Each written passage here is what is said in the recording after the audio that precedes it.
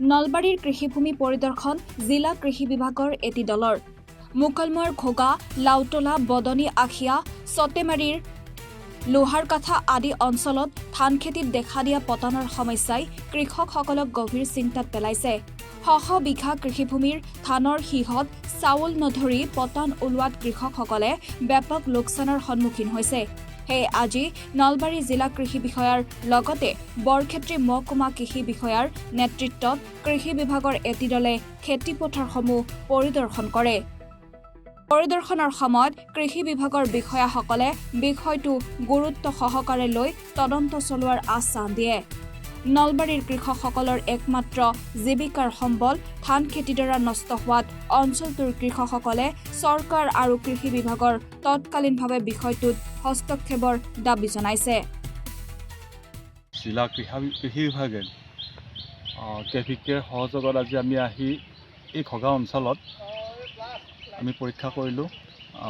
খেতিডৰা আজি এই যিটো ছামাৰ পেডি গ্ৰীষ্মকালীন ধানৰ যিটো ক্ষতিগ্ৰস্ত হৈছে, আমি ইয়াতে দেখিলোঁ যে এই অঞ্চলৰ যিখিনি ধান ইয়াত খেতি কৰা হৈছে নেক ব্লাষ্ট আক্ৰান্ত হৈছে খুব বেছিকৈ।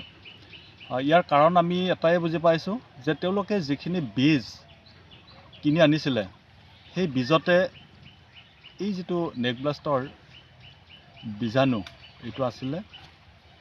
আৰু আমি কৃষকসকলক অনুৰোধ জনাম যে তেখেতসকলে বীজ নিৰ্বাচন কৰাৰ আগতে আমাৰ কৃষি বিভাগৰ লগত যাতে আলোচনা কৰে।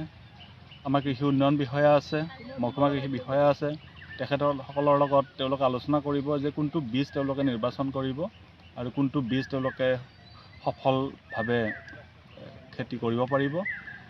লগতে মই কৃষকসকলক অনুৰোধ জনাম যে তেওঁলোকে ক্ৰপ ইঞ্চুৰেঞ্চটো যাতে কৰে। আজি ইঞ্চুৰেঞ্চ নকৰাৰ কাৰণে যিখিনি কৃষকে কৰা নাই, আজি ক্ষতিপূৰণটো তেওঁলোকে পোৱা অসুবিধা হ'ব, আৰু যিখিনিয়ে ক্ৰপ ইঞ্চুৰেঞ্চ কৰিছে তেওঁলোকে সম্পূৰ্ণ ক্ষতিপূৰণ পাব। গতিকে মই সমূহ কৃষকক এটাই অনুৰোধ জনাম যে আপোনালোকে প্ৰতিডৰা কৃষিয়ে আপোনালোকে ক্ৰপ ইঞ্চুৰেঞ্চ কৰক, আৰু যদি কিবা ক্ষয় ক্ষতি হয় আপোনালোকে সম্পূৰ্ণ ইয়াৰ ক্ষতিপূৰণ পাব। লগতে অনুৰোধ জনাম যে আমাৰ কৃষি বিভাগৰ লগত আপোনালোকে যোগাযোগ ৰাখক আৰু কৃষি বিভাগৰ উপদেশ গ্ৰহণ কৰক, নিশ্চয় আপোনালোকে সুফল পাব। আৰু যিখিনি ক্ষতিগ্ৰস্ত হোৱা কৃষক আমি তেখেতসকলৰ তালিকা ইতিমধ্যে প্ৰস্তুত কৰিম আৰু অসম চৰকাৰক অনুৰোধ জনাম যে তেওঁলোকক যাতে আমি কিবা ক্ষতিপূৰণ দিব পাৰোঁ।